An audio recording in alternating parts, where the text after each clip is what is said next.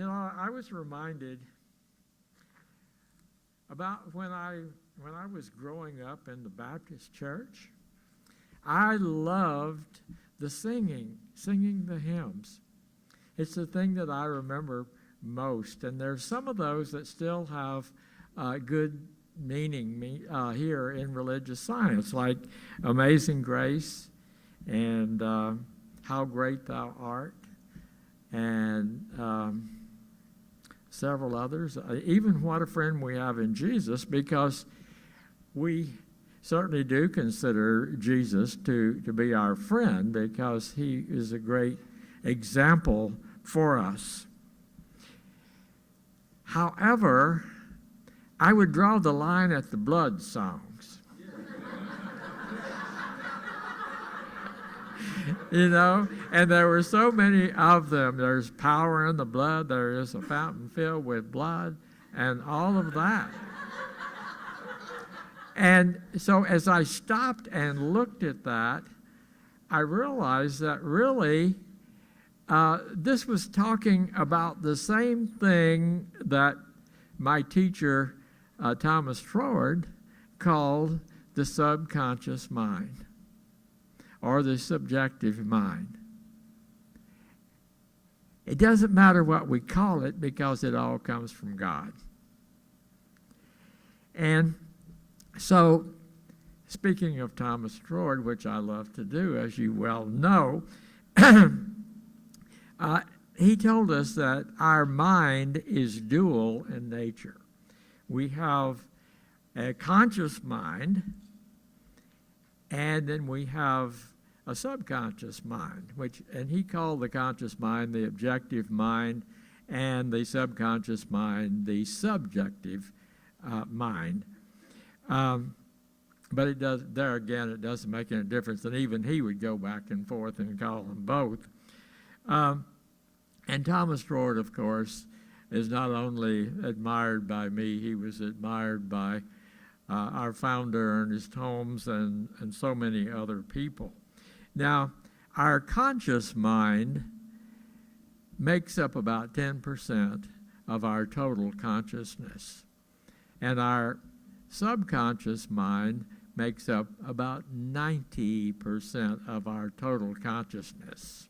So we know which one is doing most of the work all the time.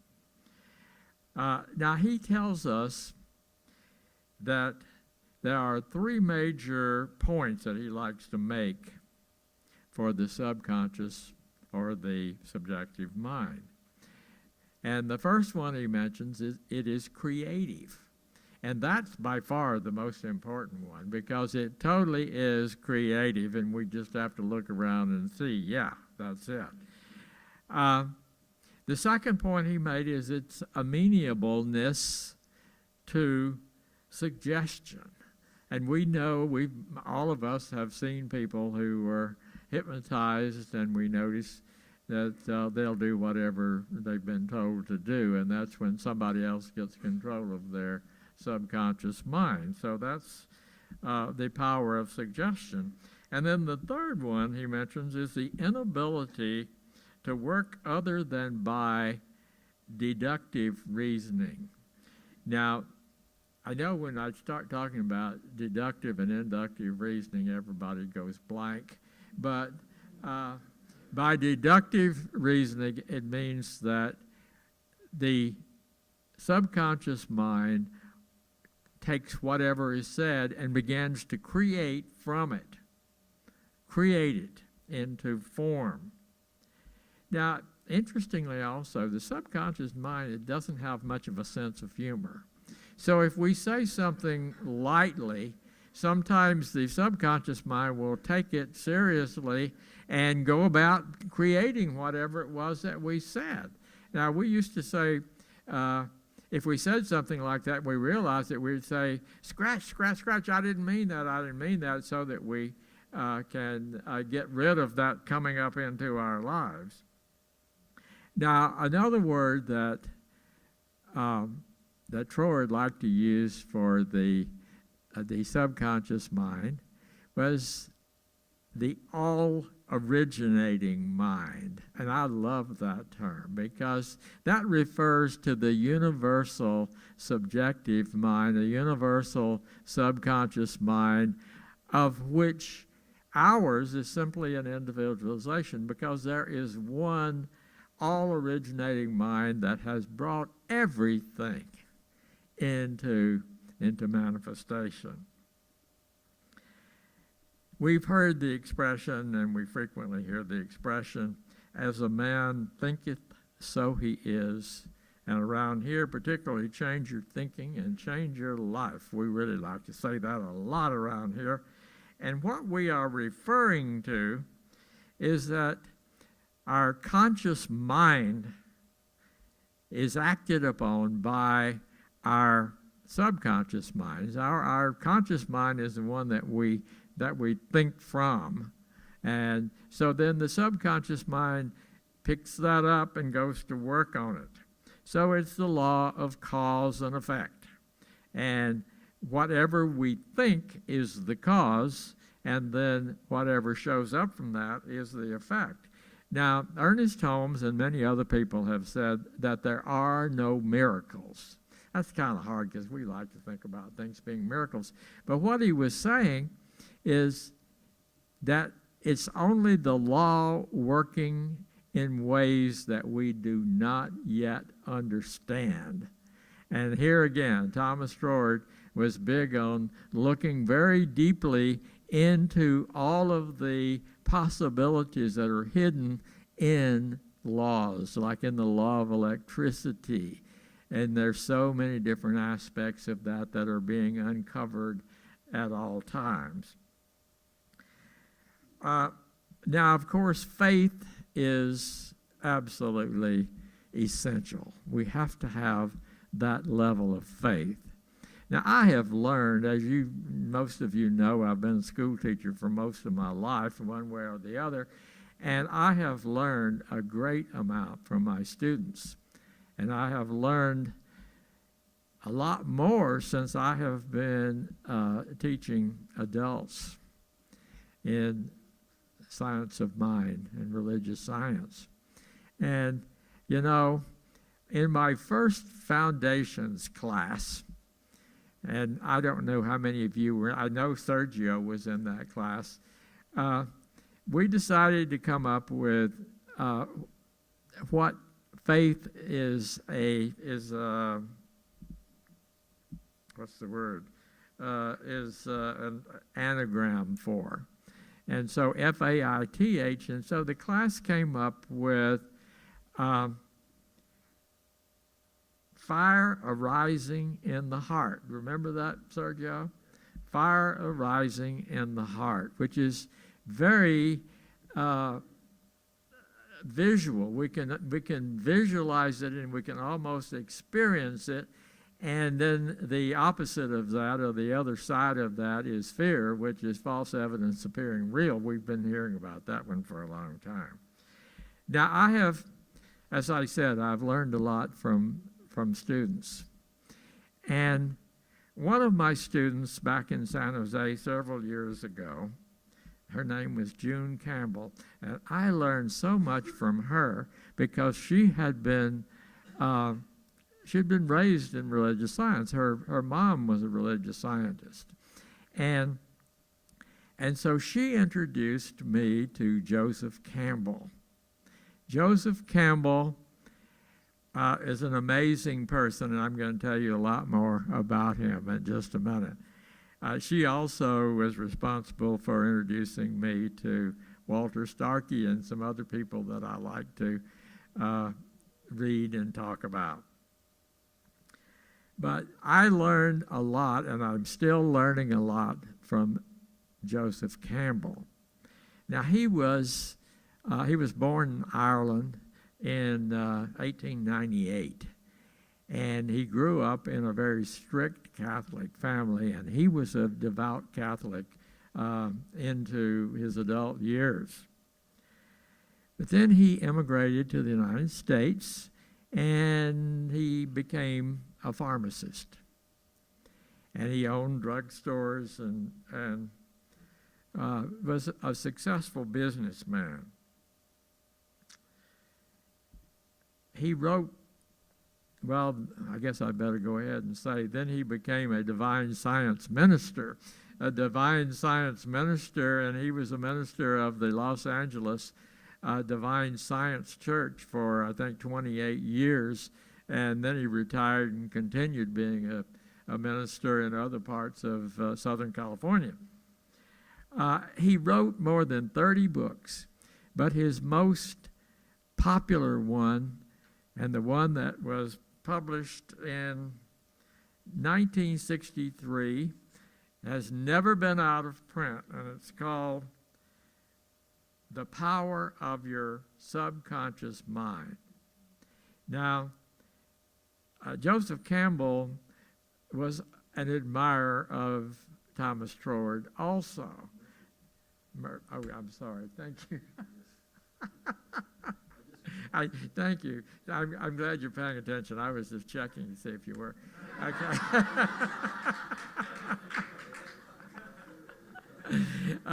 Now, Joseph Murphy admired Thomas Troward and really put his teachings into practical application.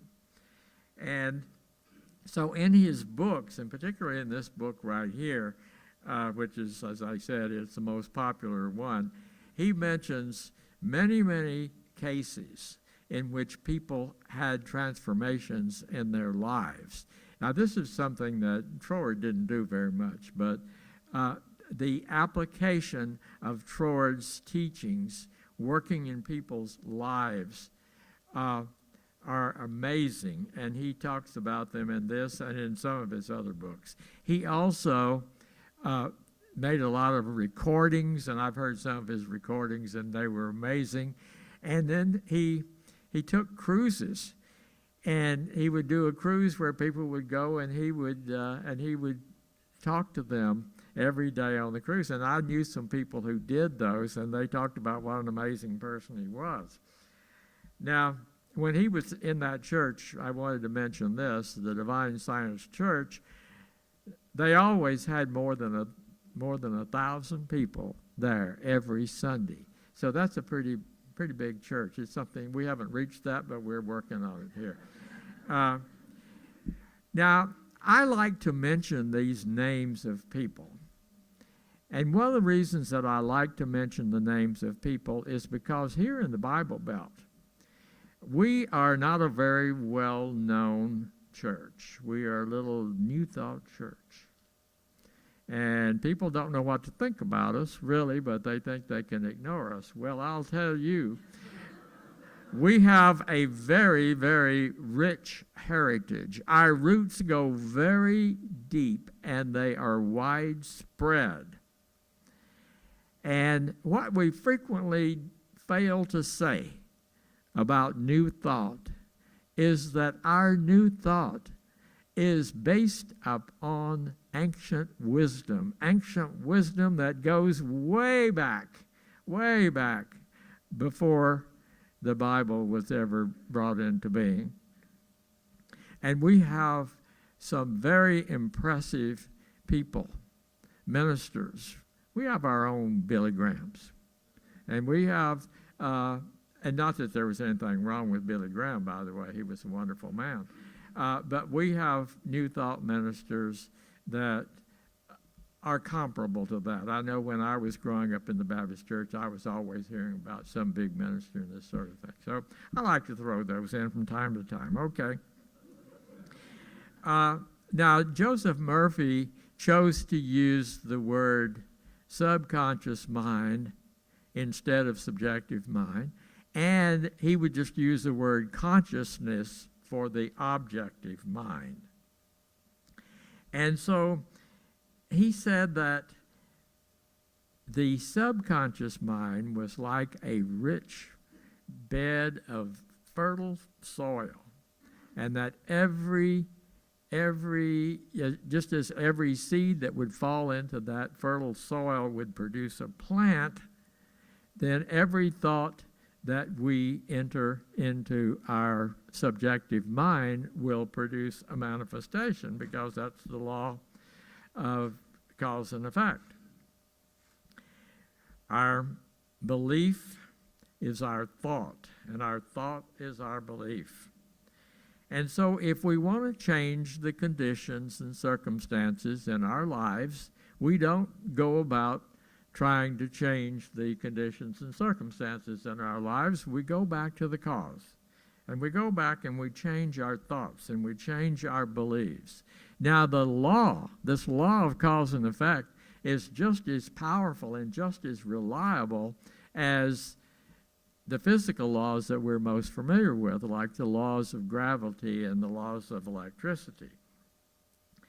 Now, he had some very interesting examples that he would use here of how it worked. And one that hit home with me was he talked about the conscious mind as being like the captain of a ship, directing everything that goes on in the ship. Now, I spent 3 years living on ships when I was in the Navy, and I was the engineer officer for a long time on one of those ships.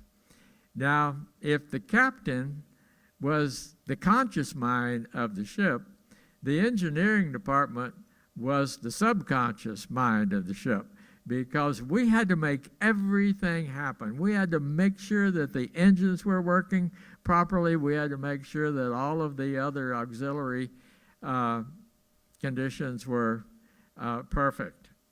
And we had to be ready to do this on a moment's notice. We always had people in the engine room so that there would be no hesitation, so that when the captain or whoever was in charge from the bridge sent down an order, man, we did it. And that was good because we couldn't see out. We were way down in the bowels of the ship.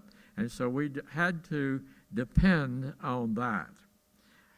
Now, another thing that he did to hit home with me as well was to compare this to chemical reactions. He was a pharmacist, so he was somewhat familiar with that. And he talked about how chemical reactions take place very quickly, without any hesitation. And he mentioned one that was very simple and one that I have done so many times in classrooms, of combining hydrogen and oxygen to form water. And so if you have hydrogen gas and oxygen gas and you just provide a little spark, then immediately it forms water. And we have reactions like that taking place in our bodies at all times. And there are lots of others that take place outside our bodies. We used to do a lot of those. So how do we use this subjective mind in our lives? Or the subconscious mind, as he liked to call it, in our lives. The first thing that we need to keep in mind is that it never sleeps. It's always working 24/7, 365 or 366 on leap years, okay? And we are living examples of its creativity because we were created by the subconscious mind. This subconscious mind, of course, has created everything else that we are aware of. Now, it is constantly recreating us. And a lot of people say that within a year's time, every atom in our body has been replaced. Now, I don't know if it's that. I've seen other lengths of time, but nonetheless, in a very few years, every atom in our body is replaced. And so what that means, it's happening all the time. It's taking place right now, and that we cannot leave this room today the same person that we were when we came in. Okay, so I think we all share a desire to have a happy, healthy, perfectly functioning body temple. Is there anyone who does not desire that? Okay. Well, certainly this was the case for Joseph Murphy. And he had a skin cancer, a malignancy of his skin. He went to the best doctors, and they couldn't do anything about it. And so he was talking with a clergyman, and the clergyman told him about the healing power of the subconscious mind. And obviously, this was a big turning point in his life. And so he formulated a simple, direct prayer, which I think is so good that we can all use it. And I'm going to read it to you right now. And notice he does not use the word God in this prayer. There's some people who still are not comfortable referring to God, and he doesn't use God in this prayer, but we know what he's talking about. So here it is. My body and all its organs were created by the infinite intelligence of my subconscious mind. It knows how to heal me. Its wisdom fashioned all of my organs, tissues, muscles, and bones. This infinite healing presence within me is now transforming every cell of my being, making me whole and perfect. I give thanks for the healing I know is taking place at this time. Wonderful are the works of the creative intelligence within me. In about 3 months, the malignancy had disappeared and his skin was whole and perfect. Now, will you notice that he used the term transforming every cell? Because he knew that the cancer cells and the healthy cells were all made of the same atoms and molecules. It was just they were arranged differently. And I want to share something, and I know I've shared this with my students, so forgive me for repeating myself. But about 10 years ago, I had the shocking experience of being told by my urologist that I had advanced prostate cancer and that it had spread to my bones. Well, I'll tell you, since that time, I certainly have been very sympathetic with anybody who received that kind of information because it scared me. I was very, very frightened by this. But he showed me the evidence. I mean, I looked at the pictures from the biopsy and from the bone scan. Well, I was a licensed religious science practitioner at that time, and I thought, well, I can't handle this. This is too much. So I've got to turn it over to my fellow practitioners. And, you know, I sat in the middle of a circle of practitioners and asked them to treat for my perfect health. And they did. And I had them do it silently. I didn't want to hear it out loud. And immediately, my fear left. I experienced that fire rising in my heart. Now, I don't know what else was happening, but I got rid of my fear that day. Now, as I said, this was 10 years ago. I have followed the advice of my urologist all the way. I trust the medical profession. It's part of the way I was brought up. And so during that 10 years, I haven't had any more biopsies. I've been doing what I was supposed to do. But I've had a couple of bone scans here at Vanderbilt, actually, and they showed absolutely no evidence that the cancer had spread into my skeletal system. And that was so relief. It was such a great relief for me. I appreciated it, but I really hadn't even thought much about it. It's just that they said we ought to do a bone scan, and we did. But I just knew everything was okay. Now, our subconscious minds can be used for all kinds of healings. Now, we like to talk about the healing the body temple, but there are lots of other things in our lives that need to be healed as well. Remember that Raymond Charles Barker said that, health, wealth, relationships, and full self-expression, that's what everybody wanted in their lives. And I think he said health, wealth, love, and full self-expression. So we can use our subconscious minds to heal all of those areas. And we will get positive results. But there are a few things we need to keep in mind. And Joseph Murphy mentioned one that I had overlooked, and that is never try to force it. We don't force it and say, I want it by 7 o'clock tomorrow morning, because the subconscious mind does not respond well to coercion.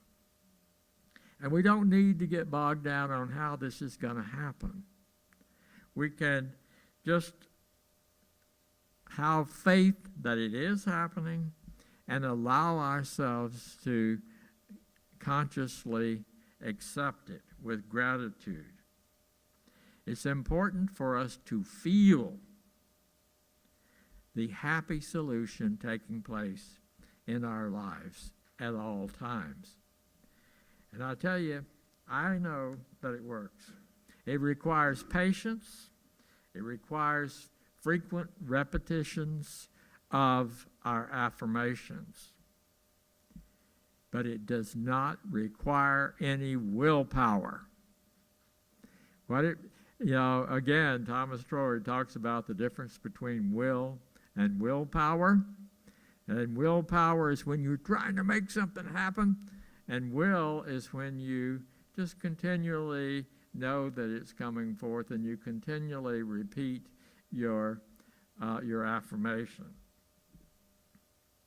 And so you spend your time just imagining that the result is coming forth in its own good and proper time. And you can experience a deep sense of gratification for knowing that this is taking place. And again, Dr. Murphy suggested that we repeat these affirmations the first thing in the morning when we wake up and we're still sort of in a groggy state. And then the last thing before we fall asleep at night, and then as many times as we want to in the course of the day. And so, with that in mind, I'm going to invite you right now to just take a moment, close your eyes, turn your attention inward.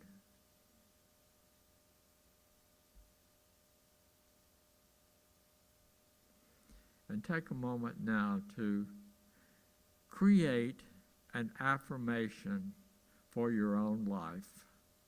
Something that you want to experience in your life in the areas of health, wealth, love, full self-expression, any of those. Just come up with one good affirmation that feels very important to you.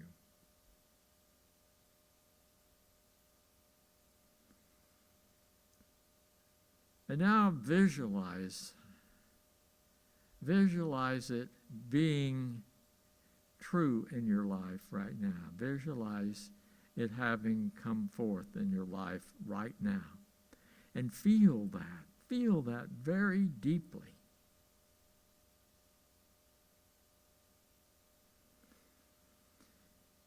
And as you feel that very deeply and know that it's done, you can just allow yourself